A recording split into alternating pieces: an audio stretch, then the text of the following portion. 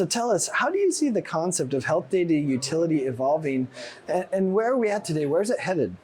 Well, I think we're at the very early stages. There's definitely some early adopters out there, but I think it's going to be really interesting to see the evolution over time, what different models of health data utility are going to emerge.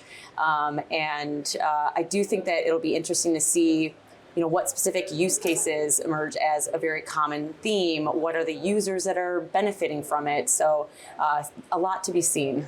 Yeah, there's a real opportunity to really advance whole person health. And the way that's really going to happen with the health data utility is really engaging with state and county agencies, particularly the ones that are administering large programs like SNAP or WIC or housing programs, and seeing the health data utility as more of a whole of government interoperability, not just carving out a little bit of money from a Medicaid waiver for us social determinants of health, but really enabling enrollment in programs that we know are impactful, reusing data from a health information exchange to automate workflows and automate eligibility, which is what my company helps do.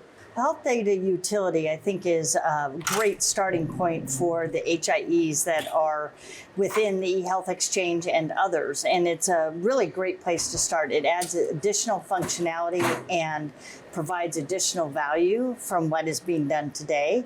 It adds things like data analytics and aggregation of data and being able to manage consent. So it provides a whole nother set of services that are not covered right now under TEFCA, and we don't see that happening in the future. Yeah, that's a great topic. It's kind of like the other side of the coin, shall we say.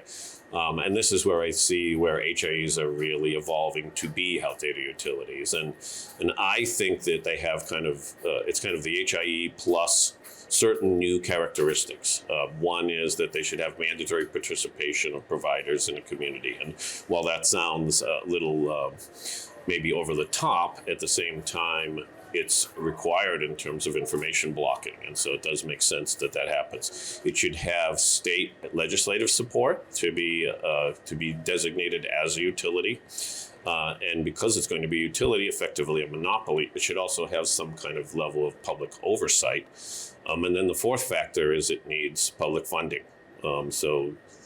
Our network has had private funding for its entire 11 years of organizations. The most successful networks in the country have both public-private partnerships with both a public component and a private component. Well, it truly is a concept right now. So it is, I kind of think of it like the days of, remember when we first said big data, like what does that mean? Or population health, or any of those things. It's like this esoteric term, but I think a lot of areas are doing it and calling it all kinds of different things. So I think it's a great model. So trying to bring together different elements of data exchange and really serving a public good.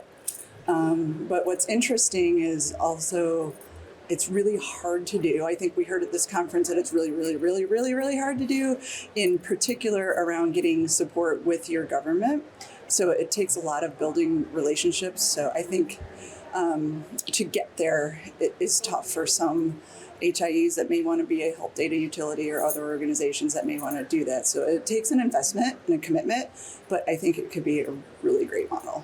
I think us being a health information exchange and being that statewide utility for all of our clients and our participants, it's ever evolving.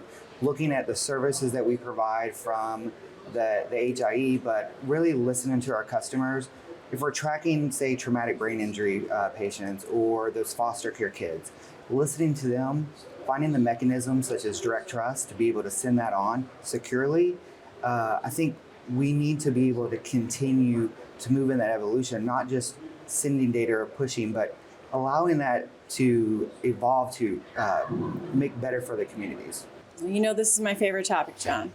Where are we today? Well, I think we finally have blanket acceptance that health data utilities are a thing. They are here, they're happening, and everyone has a responsibility to move it forward, which is great because that's not what we could say a year ago. So in a year, we've made a lot of progress. What's happening next is everyone in their different states needs to start working collaboratively to get a health data utility designated, start putting the infrastructure in place, putting the economics and the sustainability model in place, and then start rolling out services and start putting their stakes in the ground that health information exchanges in collaboration with the RICs and the QIOs are health data utilities that are here to serve, and we are the confidants in this space to be able to steward this next evolution of interoperability. So we're very excited about what the next year to come is. Yeah, I love the term health data utility. If you think about the role that HIEs have traditionally played in their communities, they're really, really well positioned to be health data utilities. The need for health data goes well beyond just allowing treatment providers to have data they need to treat a patient. There's public health needs, there's needs that patients have for data, there's needs that payers have for data. And the legal framework supports that kind of exchange, but historically there hasn't been sort of a good trusted broker of that.